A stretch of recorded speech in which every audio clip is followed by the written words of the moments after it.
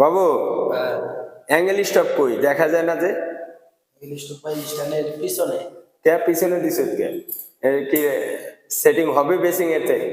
Setting তো হইছেই ভাই। হয়েছে। এটা যদি বাইরে থাকতো তাহলে কেমন দেখাইতো? আইলে তো ভাই সুন্দর দেখেন।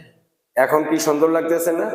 হ্যাঁ, প্যাডেল তো ওয়ালের থেকে প্রায় 6 ইঞ্চি দূরে আছে।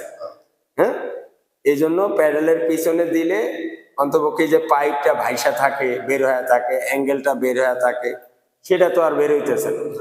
দেখতেও কিন্তু সুন্দর, আমার কাছে সুন্দর লাগতেছে, তাই না?